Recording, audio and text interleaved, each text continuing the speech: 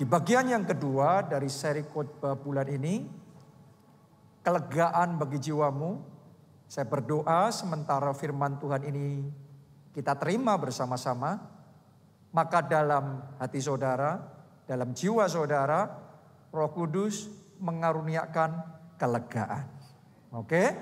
Nah, judul firman Tuhan bagian yang kedua ini adalah padang gurun kehidupan.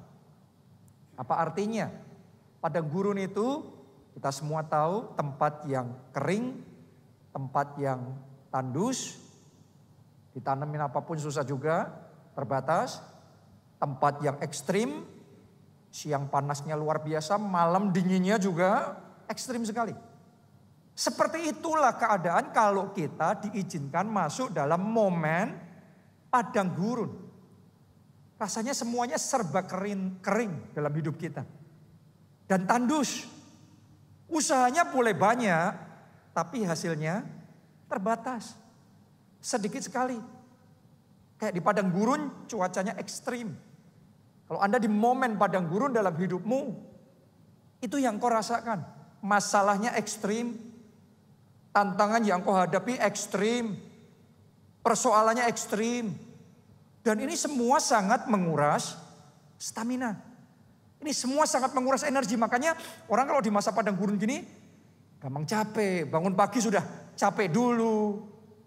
Rasanya capek semuanya. Letih lesu, berbeban berat. Itu sebabnya kebanyakan orang menghindar. Kalau bisa memilih menghindar yang namanya momen padang gurun. Tapi seberapa banyak dari saudara tahu bahwa padang gurun bagian dari ciptaan Tuhan. Tuhan yang sama menciptakan gunung yang indah, lautan yang luar biasa, daratan, tapi dia juga menciptakan padang gurun. Dan Anda boleh pelajari di dalam Alkitab, ketika Tuhan menciptakan dunia ini, ketika Tuhan menciptakan bumi ini, hari pertama, kedua, dan sampai hari terakhir, selalu Tuhan ngomong ini baik. Ini baik. Berarti semua yang diciptakan Tuhan adalah baik. Termasuk padang gurun pun juga baik juga. Kenapa kok padang gurun baik? Kenapa kok dalam hidup kita, di babak tertentu, di masa tertentu dalam hidup kita, kalau diizinkan melalui momen padang gurun baik? Karena justru di momen seperti itu, kita bisa belajar banyak hal di padang gurun. Nah, mari kita belajar. Apa yang bisa kita pelajari di padang gurun?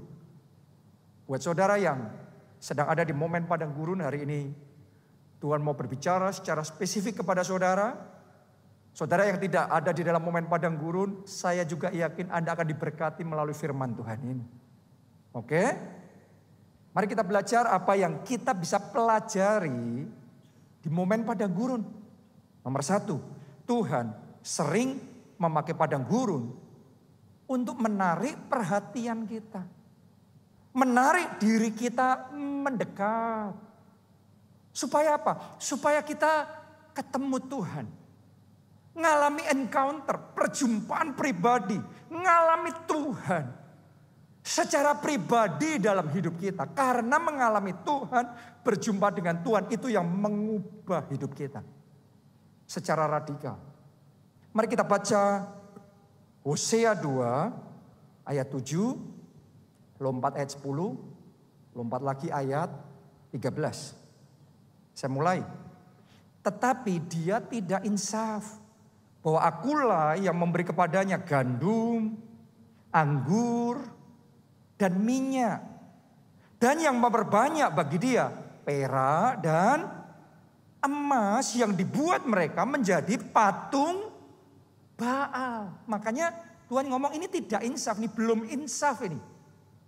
Berkatnya Tuhan yang kasih. Tapi berkat yang sama malah dibuat jadi patung Baal. Kalau kita nggak hati-hati, berkat bisa menjauhkan kita dari pemberi berkatnya. Kalau kita nggak hati-hati, kekayaan bisa membawa kita, menarik diri kita lebih jauh dari Tuhan. Makanya Tuhan ngomong ini kok nggak insaf. Ini lupa diri. Ini nggak sadar orang yang penuh dengan dirinya sendiri, penuh dengan agendanya sendiri, penuh dengan ambisinya sendiri. Lupa Tuhan, gak insaf, semuanya berasal dari Tuhan. Kalau Anda bisa, Anda mampu sekarang ini, mari kita sadari semuanya karena Tuhan. Lanjutkan ayat yang ke-10. Untuk orang yang gak sadar, ini memang harus disadarkan, diinsafkan. Makanya kadang-kadang ada interupsi, ada momen padang gurun. Ditulis begini, aku akan menghentikan segala kegirangannya. Hari rayanya, bulan barunya, dan hari sabatnya, dan segala apa? Perayaannya dihentikan. Kenapa? Karena kalau enggak dihentikan, kita terlarut di dalam segala sesuatu itu, mana bisa ingat Tuhan. Orang yang semua hidupnya, wah, kayaknya begitu hebat, luar biasanya, confident-nya sama diri sendiri. Mana bisa diajak untuk mendekat sama Tuhan. Kadang-kadang perlu kegirangannya untuk momen tertentu dihentikan. Mari coba lihat ayat yang ke-13. Sebab itu sesungguhnya aku ini akan membujuk dia dan membawa dia ke padang gurun. Dan di situ, di mana? Di padang gurun. Apa yang Tuhan lakukan? Berbicara, menenangkan hatinya. Jadi di padang gurun justru Tuhan bicara. Karena di padang gurun sepi. Di padang gurun sendiri. Di momen di mana engkau sendiri, seolah-olah ditinggal semua orang. Engkau gak ada harapan. Keramaiannya hilang. Tadinya wah, kita sudah terlarut dengan kesenangan dunia. Tetapi ada momen dalam hidup kita kayak gak berdaya. Di momen itu Tuhan mau menjumpai kita secara pribadi. Itu yang dialami oleh Musa. Saya tanya sama saudara, masih ingatkah saudara di mana Musa ketemu sama Tuhan? Di padang gurun, benar gak? Itu ada semak yang ada apinya, tapi semaknya tidak terbakar. Dan Tuhan ngomong, akulah aku. Dia menyatakan Allah sebagai akulah aku. Di situ Musa ketemu Tuhan. Di situ Musa berjumpa Tuhan. Di mana? Padang gurun. Pada babak sebelumnya dalam hidup Musa. Di istana nggak pernah ketemu Tuhan. Di tempat ketika kehidupan begitu lancar. Semuanya setiap hari pesta, semuanya indah. Dia seorang pangeran, semuanya menghormati dia. Seolah-olah nggak bisa ketemu Tuhan, nggak dengar Tuhan, jauh dari Tuhan. Tapi ketika semuanya dilucuti dari dia masuk momen padang gurun, diizinkan dalam keadaan yang persis sebaliknya. Di padang gurun itu, Musa berjumpa dengan Tuhan. Saya berdoa setiap pribadi di tempat ini, apapun yang sedang kau lalui sekarang, melalui semuanya itu, engkau dibawa semakin mendekat sama Tuhan. Bahkan sampai berjumpa, ketemu pribadi sama Tuhan. Karena ketika kita ketemu Tuhan, hidup kita diubahkan. Itu Musa yang sama yang tadinya seorang pangeran, yang dididik dari kecil dengan pendidikan terbaik, ilmu pengetahuan terbaik, filosofi yang paling hebat pada zaman itu. Dia sangat confident sama dirinya sendiri. Tapi sampai di titik tertentu, di padang gurun itu dia merasa tidak berdaya, semuanya sia-sia. Tapi di situ ternyata Tuhan sedang mengajar Musa untuk mengandalkan Tuhan. Tuhan mengajar Musa untuk berjalan dengan kuasa Allah. Orang kalau sudah sukses sendiri, pintar sendiri, kita akan punya tendensi buat rencana sendiri, berpikir sendiri, strategi sendiri. Semuanya sendiri tanpa Tuhan. Saya mau ngomong sama saudara, saya nggak ngomong ini salah ya. Tetap saudara harus berpikir, membuat strategi, membuat rencana, kerja keras. Ini harus. Tapi satu hal yang lebih dari semuanya itu, belajar andalkan Tuhan. Belajar bergantung sama Tuhan. Belajar bergerak dengan kuasa Tuhan. Tadinya Musa bergeraknya dengan kekuatan hartanya, bergeraknya dengan koneksinya, jaringannya. Tapi sekarang Tuhan ngajari di padang gurun. Saat semuanya dilucuti dari hidupnya. Gak ada apapun yang dia bisa pegang, dia bisa pakai. Di situ Tuhan ajari Musa untuk berjalan dengan kuasa Tuhan. Saya rasakan ada orang-orang di tempat ini, Tuhan sedang didik dan ajari saudara untuk berjalan dengan kuasa Tuhan. Berbisnis dengan kuasa Tuhan. Mengejar visi impian saudara dengan kuasa Tuhan. Menyelesaikan proyek-proyek dengan kuasa Tuhan. Itu perlu diajari. Dan Musa mengalami itu di padang gurun. Tapi saudara lihat, begitu Musa selesai momen padang gurunnya, Tuhan bangkitkan Musa kembali ke Mesir. Dia sendirian berhadapan dengan seluruh kekuatan Mesir. Kalau dulu dia sebagai pangeran pun menghadapi kekuatan Mesir, nggak mungkin menang. Tapi sekarang dia sendirian menghadapi seluruh kekuatan Mesir. Ada kuasa Allah yang menyertai. Dan ketika dia berkata-kata kuasa Allah bekerja menyertai. Sendirian dia meluluh lantakan seluruh kekuatan Mesir. Karena ada kuasa Tuhan. Jadi ada terobosan kemenangan yang besar sehingga sendirian dia membebaskan bangsanya dari perbudakan Mesir. Jadi bangsa yang merdeka dan dia jadi pahlawan yang besar. Kenapa? Kuncinya dia ketemu Tuhan di padang gurun. Saya berdoa Anda ketemu Tuhan. Anda mengalami encounter, perjumpaan sama Tuhan. Karena perjumpaan dengan Tuhan itu yang akan mengubah hidup kita. Jadi momen padang gurun ini jangan disia-siain. Di momen Anda hopeless, berharaplah penuh sama Tuhan. Di momen engkau gak punya jalan, percaya Tuhan sanggup buka jalan dalam hidup saudara. Di saat engkau tidak mampu, saudara minta urapan dan kuasa Tuhan dicurahkan dalam hidup saudara. Mari kita baca Mazmur 63 ayat 1 sampai 3. Mazmur Daud ketika ia ada di mana? Padang gurun Yehuda. Jadi buat saudara yang ada di padang gurun, mari pelajari apa yang dilakukan Daud di padang gurun. Ayat 2. Ya Allah, engkaulah Allahku.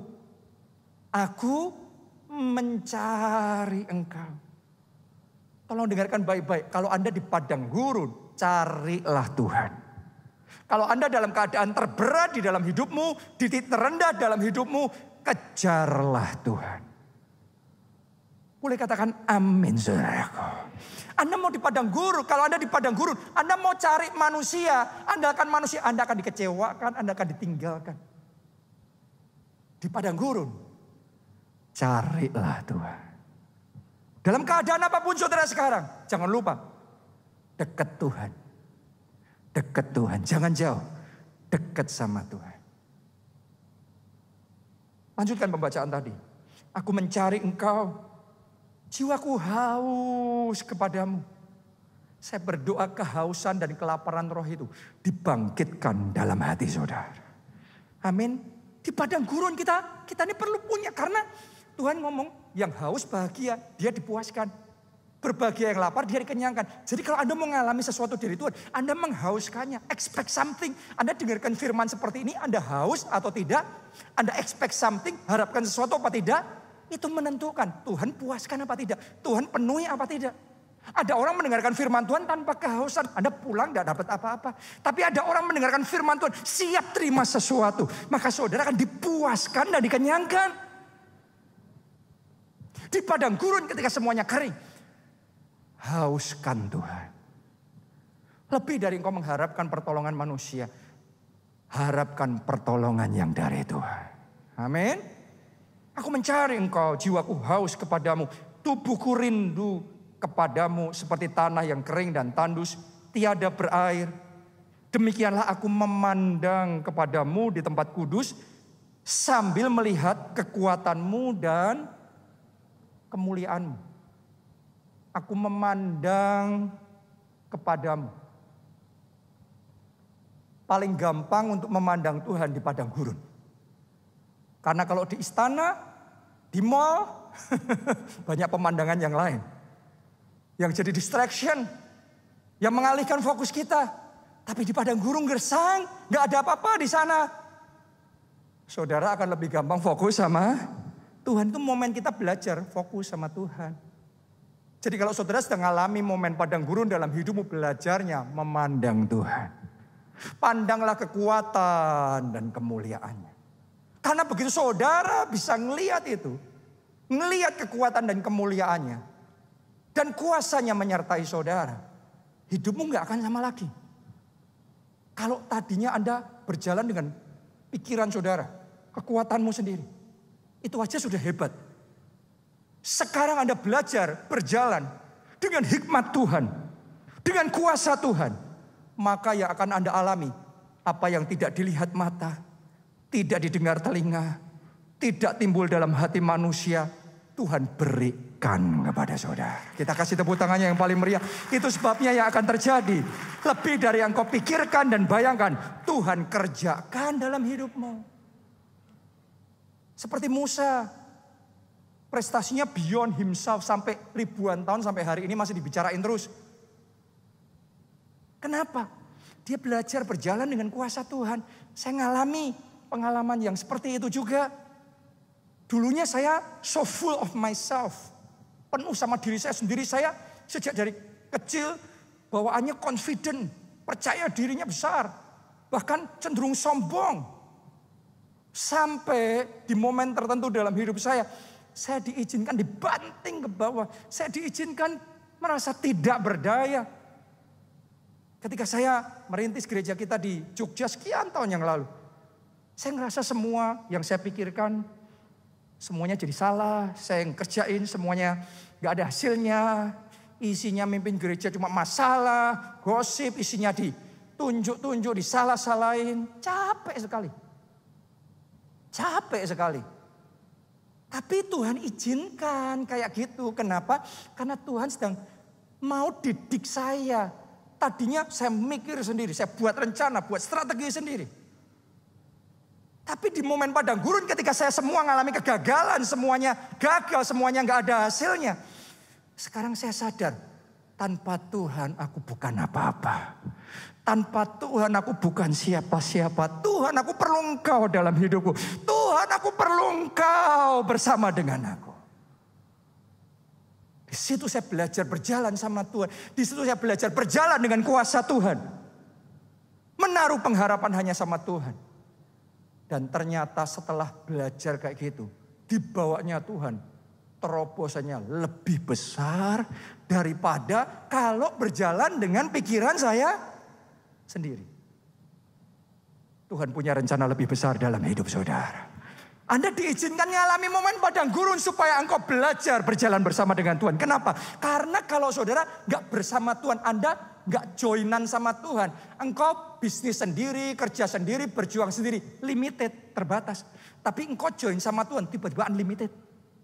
Kapasitasmu diperbesar. Selama ini kita gak ngerti, kita harus sendiri-sendiri. Belajar kongsian sama Tuhan. Joinan sama Tuhan. Belajar berjalan sama Tuhan. Kerja sama Tuhan. Kejar visi impian bersama Tuhan. Maka tiba-tiba powermu diperbesar. Kapasitasmu diperbesar. Koneksimu diperbesar. Pintu-pintu dibukakan. Kemenangan lebih besar Tuhan kerjakan. Itu sudah lebih dari diri kita. Kongsian itu kan kita sendiri gak bisa. Tapi bersama-sama jadi lebih besar. Sekarang jalan sama Tuhan.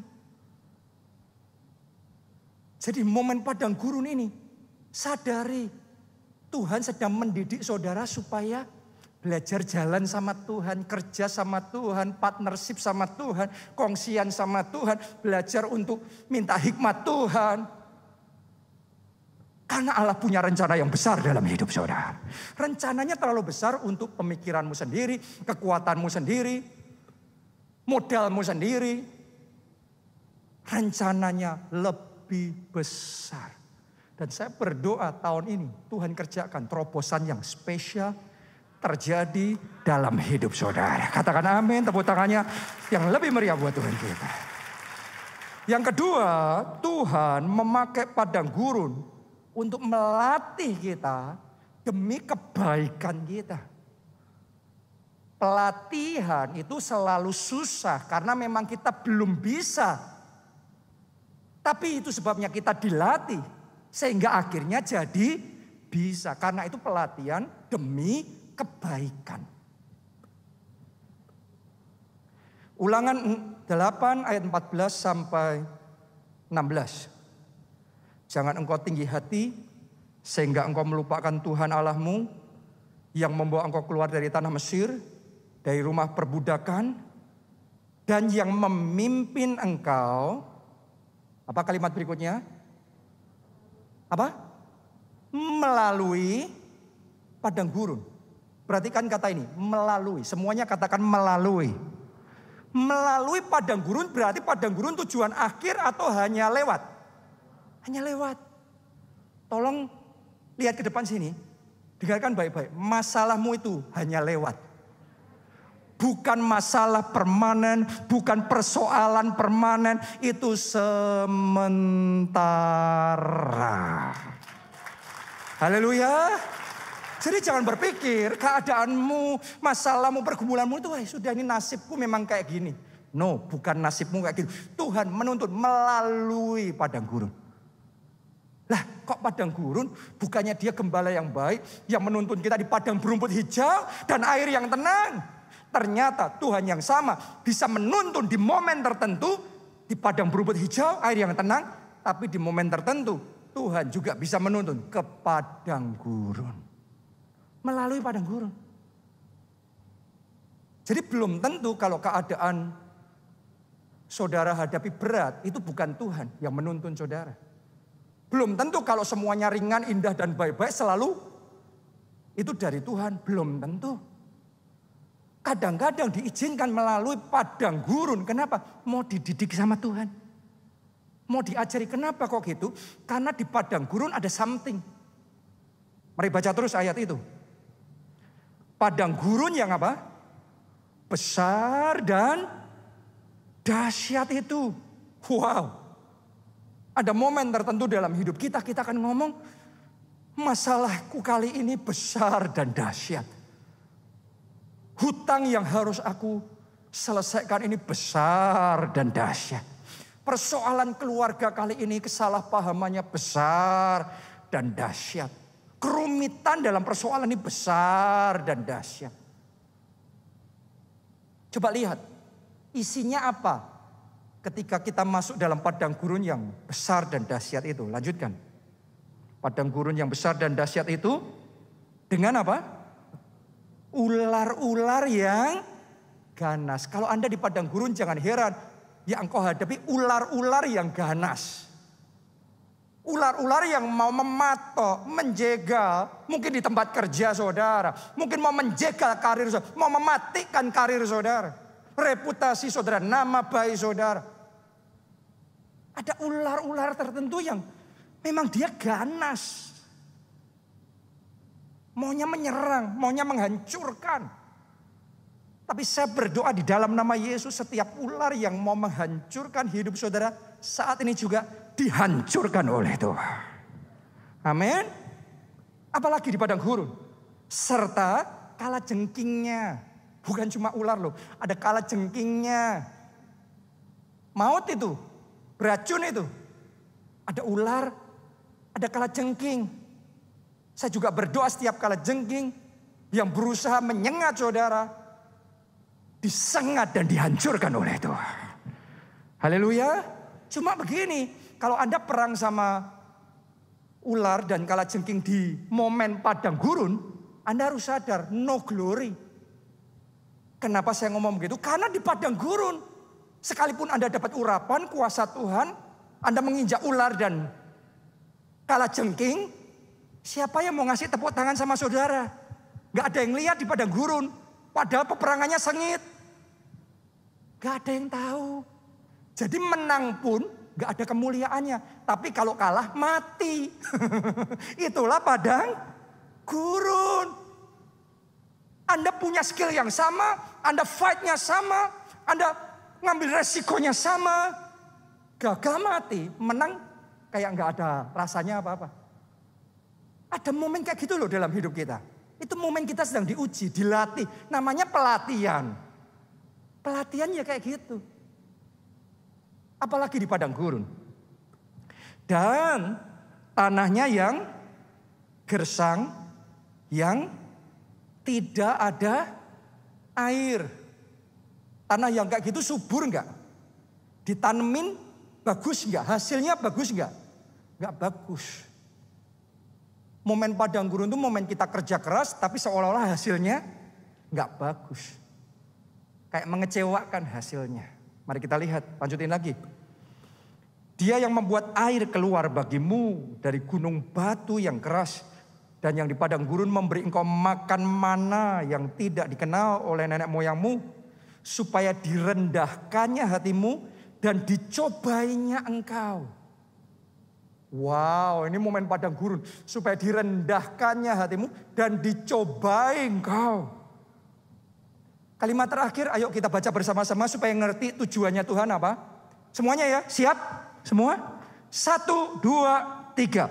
Hanya untuk berbuat baik kepadamu akhirnya. Ending dari masalahmu ini, kebaikan.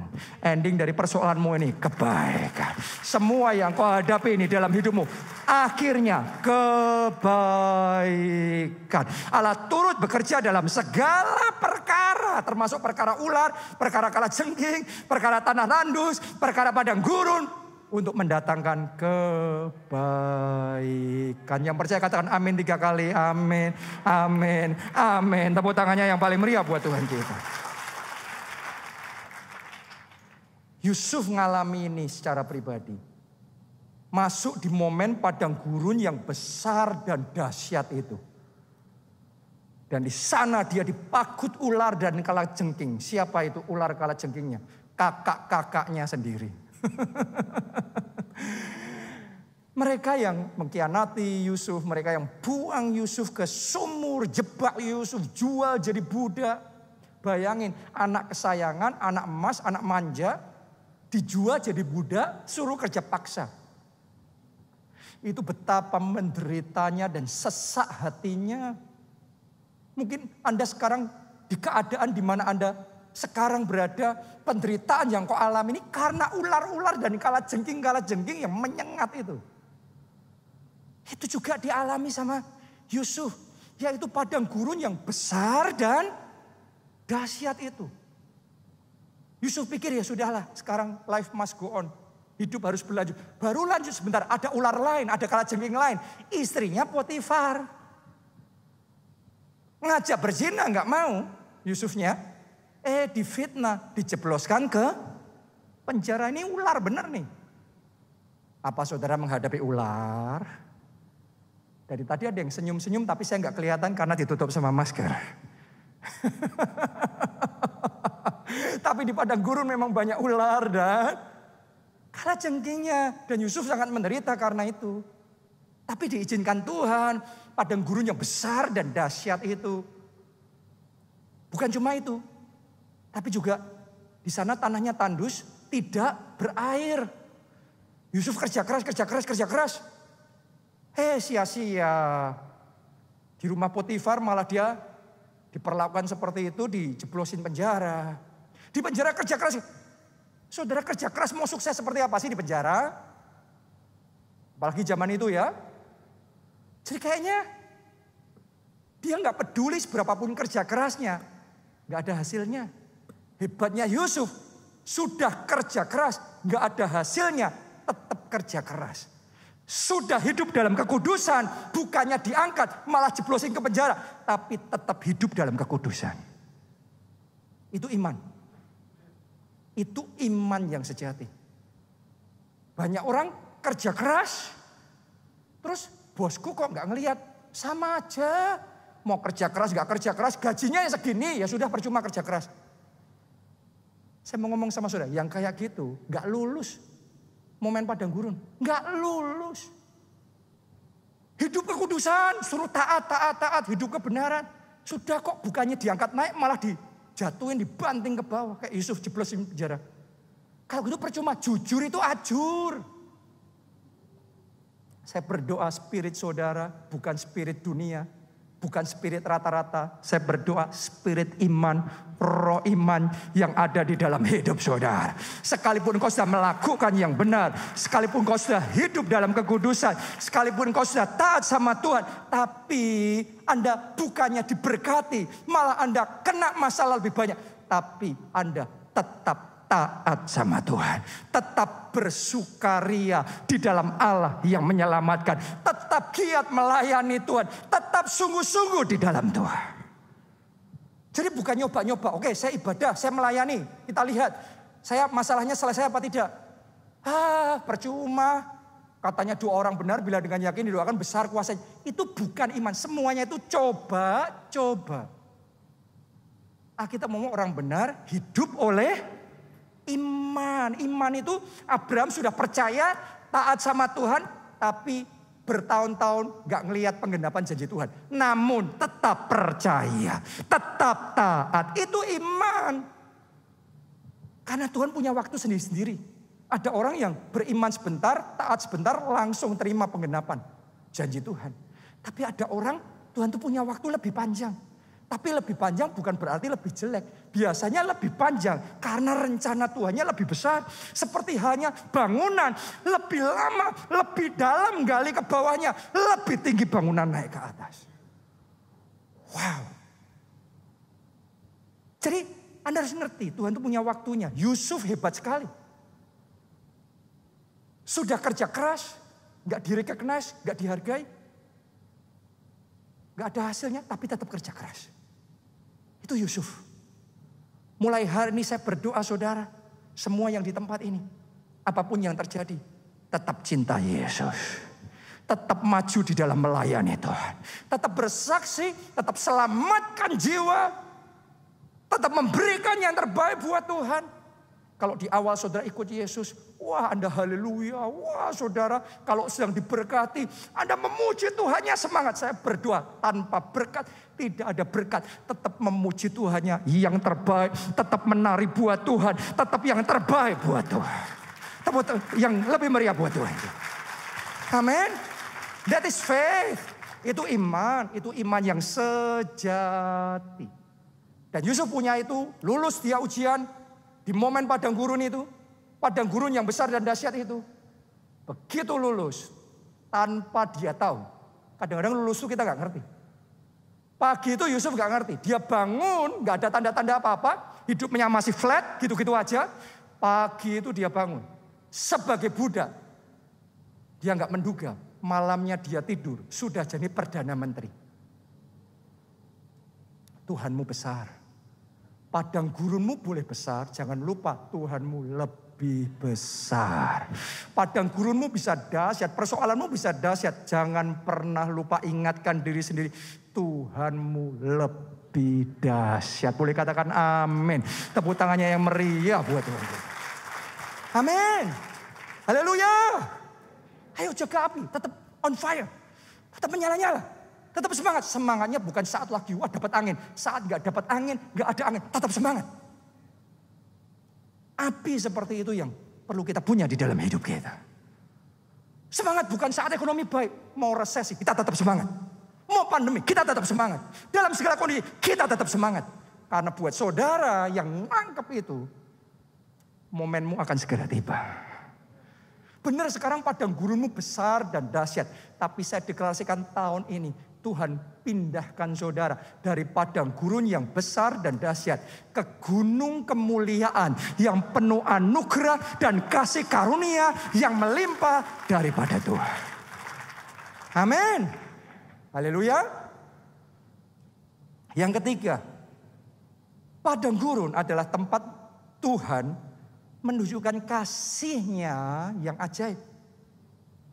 Jadi di padang gurun itu Anda bisa mengalami kasih-Nya yang ajaib. Nehemia 9 ayat 19 sampai 21. Engkau tidak meninggalkan mereka di padang gurun karena kasih sayang-Mu yang besar. Jadi di padang gurun ada kasih Tuhan enggak? Ada. Seperti apa sih yang mereka alami? Tiang awan tidak berpindah dari atas mereka pada siang hari untuk memimpin mereka pada perjalanan. Begitu juga tiang api pada malam hari untuk menerangi jalan yang mereka lalui. Sampai di situ pembacaan kita. Kan siang di padang gurun panas. Tapi dikirim sama Tuhan tiang awan meneduhkan. Malam gelap, tapi dikirim tiang api menerangi. Malam dingin, dikirim tiang api menghangatkan mereka. Jadi walaupun di padang gurun, cuacanya ekstrim, masalahnya ekstrim, tapi tetap ada penyertaan Tuhan. Nanti Anda akan mengalami dalam hidup saudara, saat kau mengalami masalah berat sekali dalam hidupmu. Tapi Tuhan akan berbicara sama saudara lewat hal-hal kecil, surprise kecil. Ketika itu terjadi, Anda akan kaget dan seolah-olah Anda bisa merasakan kayak Tuhan itu, walaupun gak audible, tapi melalui kejadian-kejadian itu, Tuhan itu ngomong, aku masih menyertai engkau. Aku tidak meninggalkan engkau. Aku tetap berjalan bersama denganmu. Teguhkan dan kuatkan hatimu. Saya rasakan bahkan saat ini Tuhan sedang ngomong sama beberapa orang di tempat ini yang sempat bertanya-tanya. Apa Tuhan masih menyertai saya? Apa yang saya kerjakan ini benar? Hari ini teguhkan, kuatkan hati saudara. Tuhan tidak pernah meninggalkan. Tuhan tetap menyertai. Boleh katakan amin. Kita kasih tepuk tangannya boleh yang paling meriah buat Tuhan kita. Amin. Jadi alami kasihnya yang ajaib. Di padang gurun yang besar dan dahsyat. Bukan hanya di padang berumput hijau dan air yang tenang. Alami kasihnya yang ajaib bukan saat hujan berkat saja. Tapi ada momen saat kita hujan tetesan air mata pun. Di situ kasihnya siap menyerbu hidup kita. Jadi dalam kondisi apapun dalam hidup saudara. Alami kasihnya yang ajaib. Haleluya. Dalam kondisi pergumulan paling berat dalam hidup saudara. Alami kasihnya yang ajaib. Apa yang harus kita lakukan di padang gurun? Buka hati sama Tuhan. Karena Tuhan tuh melalui padang gurun itu kan cuma ngajarin kita gitu aja. Sehingga kita ready untuk rencana Tuhan. Jadi buka hatimu bisa diajari Tuhan dengan gampang. Jangan keraskan hati. Kalau di padang gurun kita mengeraskan hati, kita gagal di tengah jalan. Akhirnya kehilangan apa yang indah Tuhan sudah sediakan. Coba saudara renungkan. Yusuf kalau disakiti sama kakak-kakaknya, dikhianati seperti itu. Terus kemudian dia mengeraskan hatinya jadi keras. Karena gara-gara kakak-kakakku, aku terlunta-lunta, aku menderita. Terus dendam kesumat, benci mati, mau balas kakak-kakaknya. Saya tanya sama saudara, Tuhan angkat dia gak jadi Perdana Menteri? Gak mungkin. Kenapa? Kalau diangkat, itu kakaknya bisa dibasmi semuanya. Rencana Tuhan mau membangun Israel, batal semuanya. Jadi dia harus di stop. Orang kayak gini gak boleh diangkat. Banyak orang gak bisa diangkat. Bukan karena Tuhan gak punya rencana indah. Tapi karena mengeraskan hati. Jangan izinkan kekecewaan, sakit hati, dendam menguasai hatimu. Engkau merampok dirimu sendiri dari apa yang indah. Rencana Tuhan yang besar yang Tuhan sediakan dalam hidupmu. Jangan keraskan hatimu di padang gurun yang besar dan dahsyat. Biar Tuhan mengajari saudara. Saat melalui semuanya itu, lihat Yusuf hatinya mengampuni. Disuruh Tuhan mengampuni, dia ampuni. Disuruh Tuhan memberkati kakak-kakaknya yang jahat sama dia. Tapi disuruh memelihara mereka, dia pelihara mereka. Karena Tuhan melihat Yusuf lulus seperti itu. Yusuf taat seperti itu. Tuhan angkat Yusuf. Tuhan berkati Yusuf lebih dari yang sanggup dia pikirkan dan bayangkan. Tuhan mau didik saudara. Tuhan mau ajari saudara. Belajar bergantung. Belajar mengandalkan Tuhan. Coba saudara renungkan di momen 2 tahun pandemi ini. Sebenarnya kalau buat saya ngomong sama istri saya. Sama Pastor Nita. Saya ngomong, saya belajar tentang iman 2 tahun ini. Lebih daripada sekian tahun saya belajar tentang iman. Kenapa? Karena sekarang iman kita sekarang diperhadapkan sama padang gurun yang besar dan dahsyat. Kita kan shock banget 2020 kemarin. Tiba-tiba pandemi melanda, lockdown semua. Buat saya apalagi gereja disuruh tutup semuanya. Kita tiba-tiba gelagapan dalam keadaan yang tidak siap. Semua parameter ambles, semua kita ngalami. Tantangan secara keuangan dan lain sebagainya kita ngalami. Di momen seperti itu, Tuhan ngomong sama saya, belajar tinggal tenang dan percaya. Karena bulan Januarinya, kan Maret melanda, bulan Januarinya kita sudah dapat pesan dari Tuhan. Ini tahun kemuliaan, saat kegelapan, kekelaman menutupi bumi. Tapi kemuliaan Tuhan nyata bagi umatnya. Waktu dengar itu Januari masih amin, amin, amin. Begitu Maret datang semua orang melakukan kok tahun kemuliaan. Kenyataannya tahun pandemi, tahun gelap.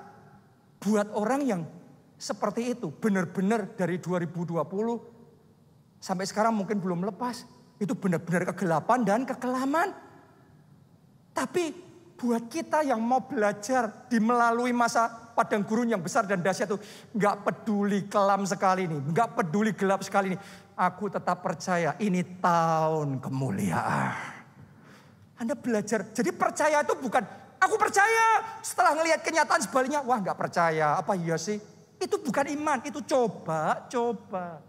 Iman itu walaupun kenyataan beda banget sama rema Tuhannya, engkau pilih remanya dari kenyataannya. Saya masih ingat pada waktu itu kita ngalami struggle, tapi Tuhan suruh kita jadi berkat. Banyak orang yang membutuhkan, bantu mereka. Banyak gereja lain yang membutuhkan, bantu jadi berkat. Buat pendeta-pendeta lain. Loh, kita sendiri butuh. Kok disuruh memberkati yang lainnya, nolong yang lain. Kita ini butuh. Kita bukan wah, kalau limpah-limpah saya terus ya sudah ngasih sedikit, bagi-bagi sedikit.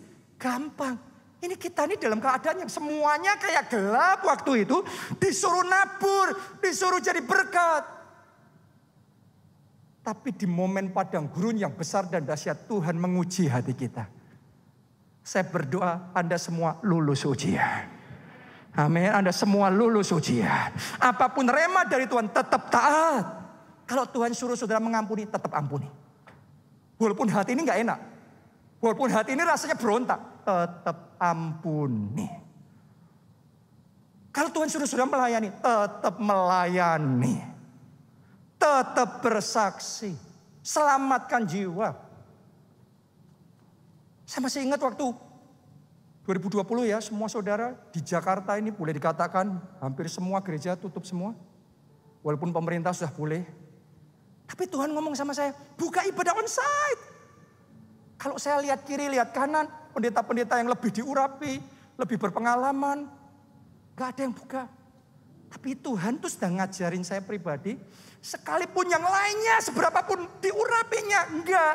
Tapi Tuhan yang ngomong, kita melangkah. Taat. Saat semua proyek pembangunan di Jakarta berhenti, hotel berhenti, apartemen berhenti, semua berhenti. Tapi Tuhan bicara di hati saya, pembangunan gedung gereja kita dipik lanjut. Kalau sekarang kita sudah ngelihat kayak gini gampang untuk wah percaya bagi Tuhan tidak ada yang mustahil. Tapi 2020 Anda ada di situ. Apa keputusan saudara? Itu enggak gampang. Tapi di situ kita belajar percaya. Kita belajar taat. Dan taat sama Tuhan itu indah. Tanamkan itu, taat sama Tuhan itu indah. Sekarang setelah 2,5 tahun, kita bisa tertawa. Karena oleh anugerah Tuhan, justru melalui masa pandemi ini, Tuhan memberikan anugerah yang besar. Kita bisa membangun gedung gereja 9 lantai. Perlantainya sekitar 2.000 meter persegi. Kalau saudara bayangin 2.000 meter persegi itu gini. Soho Capital ini, yang tempat kita ini lantai 11 kan. Lantai 11 ini 1.500. Jadi ruang ibadah ini, kids, sekretariat sana, semuanya. Itu 1.500 per lantai. Di tempat ini kita 1 lantai. Tapi di sana 1 lantai 2.000 meter. Dan Tuhan kasih 9 lantai. Bukankah itu anugerah, bukan itu kasih karunia Tuhan yang dahsyat dan ajaib. Jadi padang gurun yang besar dan dahsyat benar-benar berubah gunung kemuliaan yang penuh kasih karunia dan anugerah Tuhan. Belajar taat. Dengerin suara Tuhan. Mulai hari ini belajar melangkah dengan iman. Butuh loh melangkah dengan iman. Ada sebagian orang Kristen berpikir, ya kalau Tuhan mau ngasih, ya Tuhan kasih aja. Siapa bilang gitu? Tuhan ngomong, mintalah, kamu akan diberi. Carilah, kamu akan mendapatkan. Ketoklah, pintu akan dibuka. Artinya butuh perjuangan. Untuk bangsa Israel dapat tanah perjanjian, mereka nggak ngomong gini, ya kalau kehendak Tuhan nanti kan dapat sendiri. Emangnya tanah perjanjian terbang? Emangnya para raksasa itu akan datang ke Yosua dan ngomong, kami menyerah. Silahkan ambil semua tanah kami. Emangnya tanpa perang mereka mau kayak gitu? Lihat aja. Waktu ngadepin Yeriko. Fight itu, perang itu. Itu waktu kita ngerjain proyek pembangunan gedung kita. Itu perang batinnya besar sekali itu saudara. Itu. Tantangan, persoalan, itu perang, itu fight. Jadi harus ambil langkah iman, jangan ngomong, ya disuruh mengampuni, disuruh beresin masalah. Ya sudah, kalau dia yang datang duluan, saya maafin. No, Anda yang datang, beresin. Itu langkah iman. Rendahkan hati. Itu langkah iman. Kalau Tuhan suruh Anda maju melayani, jangan diam aja. Aktif, ketaatan itu aktif.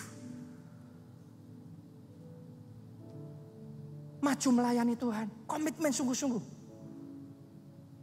Nanti Anda akan melihat. Padang gurunmu yang besar dan dahsyat itu. Akan dirubah oleh Tuhan. Gunung kemuliaan. Yang indah, yang penuh anugerah. Dan kasih karunia. Anda mau ngalami itu, bangkit berdiri. Ku percaya janjinya.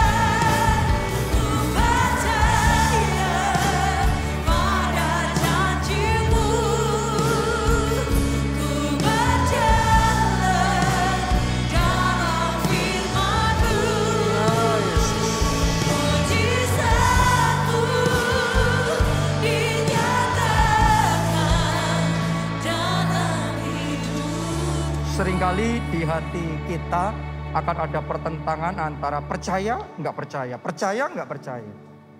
Saat dengar firman gini, iman kita bangkit, percaya, amin. Begitu balik ngadepi kenyataan, gelap dan kelam semuanya. Kita mulai bimbang dan ragu, kita mulai apa iya. Oh, hari ini tetapkan hati saudara. Sudah kerja keras, nggak dianggap, nggak diapresiasi, tetap kerja keras. Sudah taat sama Tuhan, sudah nabur, sudah ngelakuin yang Tuhan suruh. Tapi saudara bukan diangkat, tapi malah banyak masalah. Tetap taat sama Tuhan. Ketaatan kita itu yang konsisten, itu faith, itu iman yang sejati. Bukan coba-coba. Abraham sudah percaya, sudah taat, sudah ngikutin Tuhan. Tapi bertahun-tahun tidak melihat penggenapan janji Tuhan. Gak dapat anak. Tapi Abraham tetap percaya. Tetap taat. Itu iman. Jadi jangan ngomong aku sudah percaya kok belum terjadi. Loh, justru sudah percaya belum terjadi tetap percaya. Itu iman. Sekali lagi saya ulangi. Sudah percaya belum melihat apa-apa. Tetap percaya. Itu iman.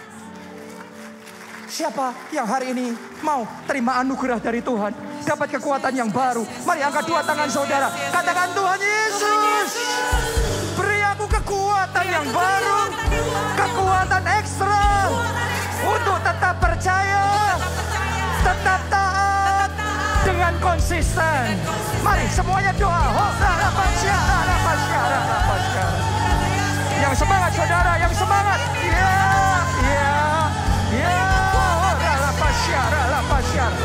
Ada masalah, gak ada masalah, tetap on fire. Biarlah rohmu menyala-nyala.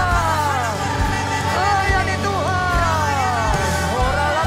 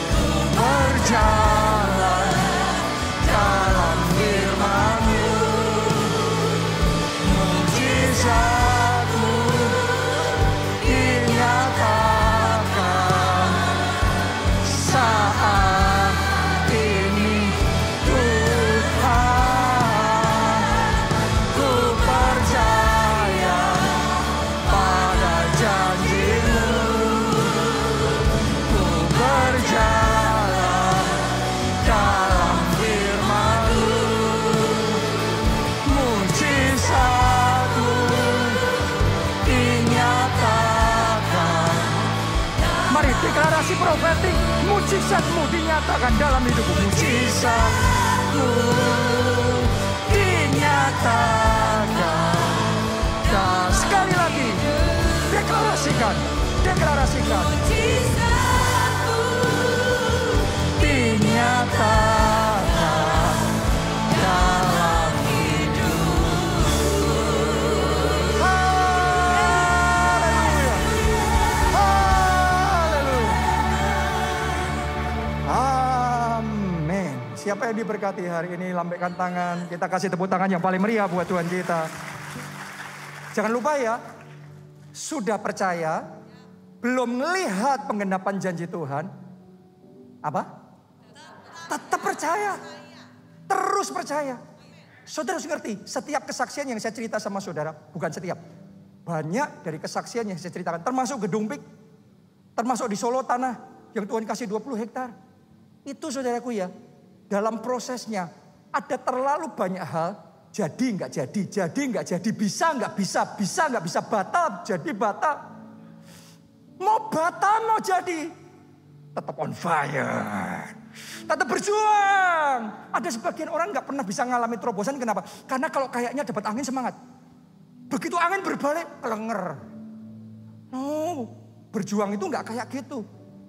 Anda dapat angin, on fire. Angin berbalik, kayaknya hopeless. Tetap on fire. Itu percaya. Dan orang yang percaya akan melihat kemuliaan Tuhan. Saya ingin mengucapkan terima kasih sama saudara seluruh jemaat keluarga Allah yang sebulan kemarin Anda sudah memberikan komitmen terlibat dalam janji iman. Saya mesti mengakui jemaat keluarga Allah adalah jemaat yang berani korban buat Tuhan. Berani nabur dan memberikan yang terbaik buat Tuhan. Karena itu saya percaya akan ada sorak-sorai, tuaian, kemenangan Tuhan kerjakan di tengah-tengah kita. Ini adalah maraton. Karena janji iman ini 12 bulan, 1 tahun. Jaga stamina saudara. Jaga roh saudara. Amin. Karena jalan sama Tuhan itu bukan urusan sekali gebrak, 2 gebrak. No. Ini urusan kita, perjalanannya maraton. Fight-nya maraton. Tapi pasti jadi. Dan ini di semua gereja kita, termasuk di Solo, di tanah 20 hektar itu. Begitu kita umumkan, tiba-tiba ada berbagai jemaat sudah menghubungi dan ngomong, Pak, kita mau bangun apa di sana? Di sana mau bangun panti asuhan, saya yang bangun.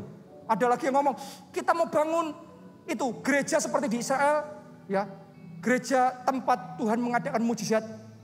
Air jadi anggur, perjamuan kawin di Kana. Langsung saya yang bangun. Terus loteng atas Yerusalem, di mana murid-murid berdoa, hari Pentakosta Roh Kudus tercurah, saya yang bangun. Saya mau cerita sama saudara, itu kalau kita sekarang sudah bisa mulai pembangunan dalam waktu yang cepat, beberapa gedung langsung jadi. Yes, sampai kadang-kadang kita sendiri ditanya bingung. Saya ditanya bingung, ada jemaat-jemaat yang cukup banyak yang tanya sama saya, Pak, kalau untuk bangun ini berapa biayanya? Kita belum gambar, kita belum selesai desainnya, kita belum bisa menghitung. Ditanya kita juga belum bisa ngasih informasi apa-apa. Tapi kerinduan itu besar, api itu menyala. Dan kita akan melihat kemuliaan Tuhan dinyatakan. Coba Anda renungkan, semuanya ini, ajaibnya gini ya. Semuanya ini terjadinya justru di masa pandemi, saat kegelapan menutupi bumi, tetapi terang kemuliaan Tuhan bersinar atas kita. Terjadi juga dalam hidup saudara. Mari angkat 2 tanganmu dan aminkan berkat ini. Diberkati saudara oleh Tuhan. Diberkati keluargamu oleh Tuhan. Diberkati studi dan pekerjaanmu oleh Tuhan. Diberkati kesehatan dan masa depan saudara oleh Tuhan. Dan diberkati pertumbuhan rohani serta pelayanan saudara oleh Tuhan. Dalam anugerah Allah Bapa, cinta kasih Yesus Kristus, persekutuan dengan Roh Kudus sekarang sampai selama-lamanya. Bersama katakan, amin.